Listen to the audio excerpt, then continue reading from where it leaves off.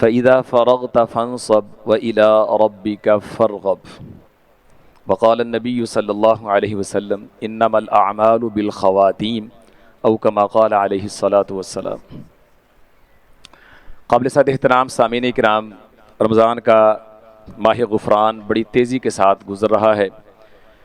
ابھی کل کی باتیں ہیں کہ جمعرات کو پہلا روزہ تھا اور آج ہم 22واں روزہ مکمل کرنے جا رہے ہیں۔ تیسرا جمعرات ہمارا روزے کی حالت میں گزر رہا ہے اور شاید اگلا جمعرات جو ہے وہ آخری رمضان کا جمعرات ہو۔ اللہ کرے اللہ ہمیں 30 روزے مکمل کرنے کی سعادت اور توفیق عطا فرما دے، اور 5واں جمعہ بھی اللہ تعالیٰ رمضان میں ہمیں عطا فرما دے۔ تو بہرحال اللہ کی طرف سے یہ نیکیوں کا موسم بہار بڑی تیزی کے ساتھ گزر رہا ہے۔ وقت ہمارے پاس بہت تھوڑا ہے، بمشکل 1 ہفتہ رہ چکا ہے، اس لیے جب انسان اپنے ٹارگٹ کی انتہا اور آخر میں ہوتا ہے تو پوری کوشش کرتا ہے کہ گزشتہ اوقات میں جو کوتاہی ہو گئی ہے اس کو پورا کر دیا جائے۔ بلکہ امام ابن جوزی رحمہ اللہ اور دیگر اہل علم نے یہ بھی لکھا ہے، بڑی پیاری بات لکھی ہے، مجھے بڑی پسند آئی، کہ گھوڑا جب اس کو ریس میں چھوڑا جاتا ہے نا تو وہ دیگر گھوڑوں کے ساتھ ریس لگاتا ہے، تو جب اسے آخر میں فنیشنگ لائن اس کو دکھائی دیتی ہے تو پھر وہ اپنی سپیڈ بڑھا دیتا ہے، جان مارتا ہے تاکہ ریس جیت جائے۔ تو یہ بات ذکر کر کے حافظ ابن جوزی رحمہ اللہ لکھتے ہیں کہ فلا یکن الخیل افطن منک، تو اللہ کے بندے گھوڑا تم سے زیادہ سمجھدار نہیں ہونا چاہیے۔ اگر گھوڑے کو فنیشنگ لائن نظر آ رہی ہے اور وہ اپنی طاقت سے بڑھ کے زور لگانے کی کوشش کر کے جیتنے کی کوشش کر رہا ہے تو انسان ہے، ٹھیک ہے، تجھے گھوڑے سے زیادہ ذی شعور، سمجھدار اور عقل مند ہونا چاہیے، ٹھیک ہے۔ تو حضرات ہم بھی تقریباً کہہ لیجئے کہ یہ فنیشنگ جو لائن ہے وہ ہمیں تقریباً دکھائی دینا شروع ہو گئی ہے۔ تو جو تقریباً 22 دن ہم نے گزار دیے ہیں، اس میں اگر ہم سے کوئی کوتاہی ہو گئی ہے، کمی ہو گئی ہے، ہم کما حقہ حسب توفیق و استطاعت جس قدر اس مہینے کی قدر ہونی چاہیے تھی نہیں کر پائے، اب کوشش کیجئے جو غنیمت کے کچھ ایام باقی ہیں ان کو غنیمت سمجھیے اور ان سے بھرپور فائدہ اٹھانے کی کوشش کیجئے، زور لگائیے، جتنا آپ زور لگا سکتے ہیں اب زور لگانے کا وقت، تاکہ ہم زیادہ سے زیادہ ان غنیمت کے اوقات اور لمحات سے فائدہ اٹھا سکیں، ٹھیک ہے۔ اگرچہ روزہ فرض ہے اور اس کے علاوہ بقیہ عبادات کافی ساری جو ہیں وہ نوافل کے اندر آتی ہیں، یہ بھی ایک میں سمجھتا ہوں شیطانی جانسا ہے کہ ہمیں ایک وسوسہ آ جاتا ہے کہ جی نوافل ہیں۔ تراویح کے والے سے بھی یہ بات آتی ہے، جی اللہ کے رسول صلی اللہ علیہ وآلہ وسلم نے 3 دن قیام کیا تھا، فرض تو نہیں ہے۔ بہت ساری نیکیاں ہم نے نفل کہہ کر کے یا تو چھوڑ دی ہیں یا ان میں غفلت اور سستی کا شکار ہو گئے۔ بھائی یہ جو نوافل ہیں یہ آپ کے لیے رفع درجات کا باعث ہیں، اللہ تعالیٰ کی محبت کے حصول کا باعث ہیں۔ آپ قرآن مجید میں دیکھیے اللہ تعالیٰ رسول کریم صلی اللہ علیہ وآلہ وسلم سے فرما رہے ہیں فَإِذَا فَرَغْتَ فَانْصَبْ، پیارے پیغمبر ان لَكَ فِي النَّهَارِ سَبْحًا طَوِيلًا، دن میں آپ کی بڑی مصروفیت ہے، اور اللہ جانتا ہے جتنی مصروف زندگی میرے اور آپ کے پیغمبر صلی اللہ علیہ وآلہ وسلم نے گزاری ہم تصور نہیں کر سکتے، ٹھیک ہے۔ لیکن اس کے باوجود اللہ فرماتے ہیں کہ فَإِذَا فَرَغْتَ فَانْصَبْ، اس قدر مصروف زندگی سے آپ وقت نکال کر کے جب آپ فارغ ہو جائیں، آپ کو فرصت مل جائے تو آپ کیا کریں، فَإِذَا فَرَغْتَ فَانْصَبْ، اپنے آپ کو اللہ کی عبادت میں تھکائیے، خوب محنت کیجئے، وَإِلَىٰ رَبِّكَ فَارْغَب، اور اپنے رب کی طرف رغبت کیجئے۔ ہمارے ہاں فرصت کے لمحات آتے ہیں، جس طرح آج کل بھی کچھ حالات ڈاؤن ہیں، پٹرول کا بحران ہے، اس طرح کر کے تو بعض کو کیا ورک فرام ہوم کی باتیں بھی چل رہی ہیں،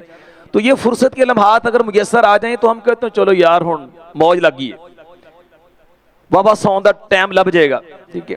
یا ہم کوئی اسی طرح خوش طبی کا اور اسی طرح انٹرٹینمنٹ کا پروگرام بنا لیتے ہیں۔ بھائی رسول اللہ صلی اللہ علیہ وآلہ وسلم کا اسوہ ہمیں بتاتا ہے، قرآن مجید کی تعلیمات ہمیں یہ بتاتی ہیں کہ اگر یہ فرصت کے لمحات میسر آ جائیں تو پھر ان کو غنیمت سمجھیے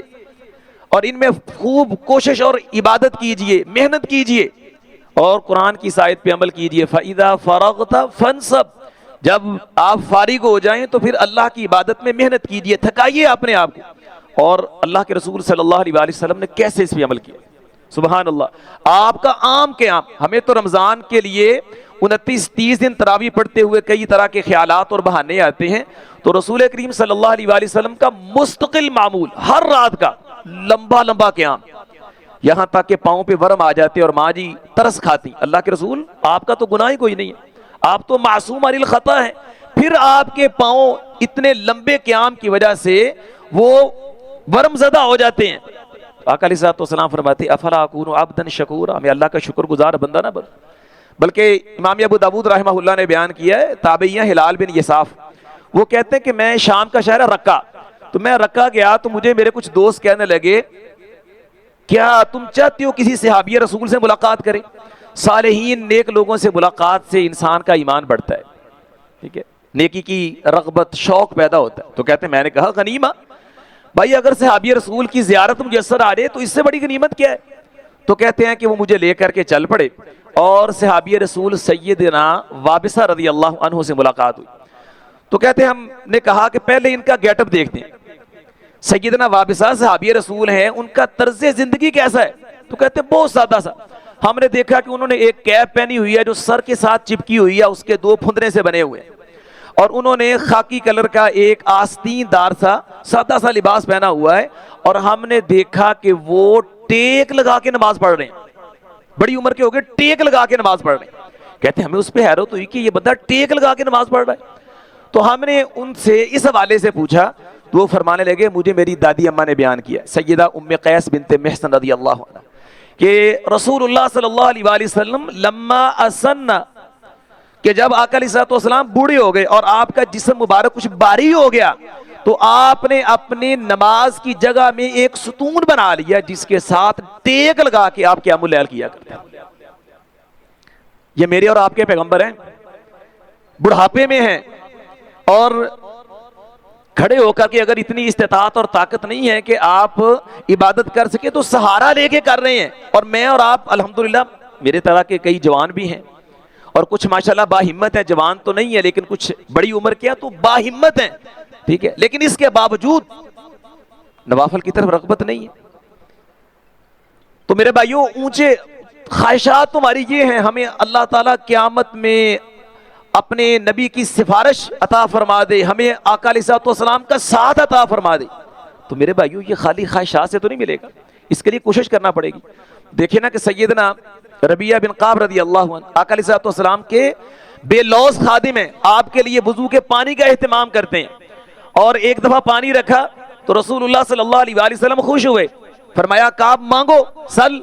کچھ مانگنا ہے تو مانگو۔ کہا اللہ کے رسول کیا مانگو؟ میرے اور آپ ایسا ہوتا تو شاید کوئی گھر مانگتا، گاڑی مانگتا، لیکن قربان جاؤں صحابہ کی فکر اور سوچ پہ، کہتا یا رسول اللہ اسألک مرافقتک فی الجنہ، جنت میں آپ کا ساتھ چاہیے، مانگ رہے ہیں تو پھر یہ مانگے،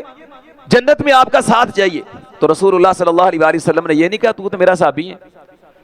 آپ کے لیے تو ساتھ یعنی کہ نا بڑی عام سی چیز ہے، آپ قیامت میں میرے ساتھ ہوں گے۔ نبی کریم صلی اللہ علیہ وآلہ وسلم فرماتے ہیں کہ یہ بہت بڑا سوال ہے، فرمایا اوا غیر ذالک، بس یہی ڈیمانڈ ہے کہ کچھ اور بھی ہے؟ کہا اللہ کے رسول یہی ہے، اٹھتے نہیں ہاتھ میرے اس دعا کے بعد، اسی میں سارا کچھ آ گیا۔ تو رسول اللہ صلی اللہ علیہ وآلہ وسلم فرماتے ہیں فَإِنِّي عَلَىٰ نَفْسِكَ بِكَثْرَةِ السُّجُودِ، اگر یہ لینا ہے نا جنت میں ساتھ چاہیے، پھر بہت زیادہ نوافل پڑھ کے سجدے کر کے میری مدد کرو، نفل عبادات کی کثرت کرو، پھر جا کے تمہیں یہ اعزاز ملے گا کہ جنت میں اللہ تمہیں میری رفاقت اور ساتھ عطا کر۔ تو محترم بھائیو، امام شافعی فرمایا کرتے تھے من طلب العلا سحر اللیالی، ٹارگٹ بڑے ہوں تو محنت بھی زیادہ کرنی پڑتی، ٹھیک ہے، اگر ہمارا یہ ٹارگٹ ہے، ہمارا یہ ذہن ہے، تو پھر اس کے لیے اپنے آپ کو کھپائیے، محنت بھی کیجئے، جو سستی ہوگی اب وہ ہو چکی، اب آگے بڑھیے، زور لگائیے، محنت کیجئے۔ اللہ اکبر۔ مجھے یاد ہے امام ابن رجب رحمہ اللہ فرماتے ہیں لطائف المعارف کے اندر کہ یا من ضاع عمرہ فی لا شیء، او اللہ کے بندے جس نے فضول باتوں میں، کاموں میں عمر ضائع کر دی، ابھی بھی دیکھیں نا 4 طاق راتیں باقی ہیں، آج بھی، آج کی رات جو ہم گزاریں گے وہ طاق رات ہے، 23ویں رات ہے، پھر 25ویں ہے، 27ویں ہے، پھر 29ویں ہے، تو 4 طاق راتیں باقی ہیں، ان میں سے کوئی ایک لیلۃ القدر ہے، ٹھیک ہے، اس کی فضیلت کل شیخ صاحب کی زبان سے بھی آپ نے سنی ہے۔ تو امام ابن رجب رحمہ اللہ فرماتے ہیں کہ او بندے جس نے اتنی لمبی عمر ضائع کر دی یا رمضان کے 20-22 دنوں کے اندر کوئی خاص نہیں کمایا. استدرک ما فاتک فی لیلۃ القدر، کہ طاق رات میں لیلۃ القدر میں جان مار کوشش کر، جو ماضی کے اندر کوتاہی ہوئی ہے اس کی تلافی کی کوشش کر. فإنها تحسب بالعمر، کیونکہ یہ ایک رات پوری عمر کے برابر ہے. ایک رات 83 سال 4 ماہ کے برابر ہے. اتنی عمر تو کسی کسی کو ملتی ہے. تو اگر ایک رات کی تو نے قدر کر لی تو تیری ساری پچھلی کوتاہیاں ختم ہو جائیں گی. تو محترم بھائیو، یہ 4 راتیں بھی ہمارے پاس باقی ہیں، غنیمت جانی ہے. ٹھیک ہے.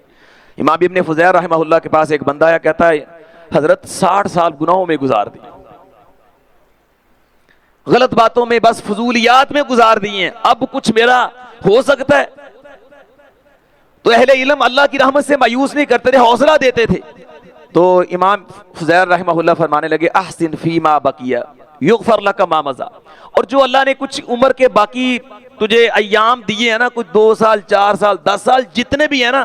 خوب کوشش کر، اگر تو نے اگلی زندگی سنوار لی نا، یغفر لک ما مضی، اللہ جو پہلے کیے نا ماضی کے وہ ساری اللہ تعالیٰ بخش دے گا. آئندہ والی تو سنوار لے، پہلے والی انشاءاللہ اللہ معاف کر دے گا. لیکن یاد رکھ فَإِنْ أَسَعْتَ، اگر ابھی بھی باز نہ آیا، ابھی بھی اپنے آپ کو لغام نہ دی، ابھی بھی تو نے نہ سمجھا، فَإِنْ أَسَعْتَ فِي مَا بَقِيَ أُخِذْتَ بِمَا مَضَى وَبِمَا بَقِيَ، پھر اللہ تعالیٰ پہلے کا بھی مواخذہ کریں گے، بعد والے کا بھی کریں گے. تو محترم بھائیو، ہمارے پاس بہت تھوڑا وقت ہے، تو اللہ کے لیے جو کچھ غنیمت کا موقع ہمارے پاس ابھی باقی ہے، کچھ دن باقی ہیں، تو ان کی بھرپور قدر کیجئے. جتنے نیک اعمال آپ کر سکتے ہیں، جو کر سکتے ہیں، ٹھیک ہے، ضرور کیجئے. اور خاص طور پہ یہ جو 4 طاق راتیں ہمارے پاس باقی ہیں، یہ تو بہت بڑا غنیمت کا موقع، ان کو ہاتھ سے نہ جانے دیجیے. ان میں جتنا زور لگا سکتے ہیں آپ نوافل پڑھیے، آپ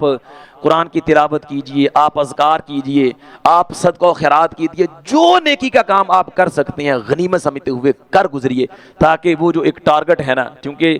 فنیشنگ لائن ہمیں نظر آ رہی ہے. اللہ کے رسول نے جو ہمیں ٹارگٹ دیا تھا نا، جبریل علیہ السلام نے آ کے دعا کی تھی کہ بعودہ من ادرک رمضان فلم یغفر لہ، ٹھیک ہے، جس کو رمضان ملا ہے اور وہ اپنی مغفرت کا سامان نہیں کر سکا، ٹھیک ہے، تو اب ہم نے اپنی مغفرت کا سامان کرنا ہے. تو اس سے پہلے کہ ہم اس لائن تک پہنچے تو ہم یہ ٹارگٹ پورا کر چکے ہیں.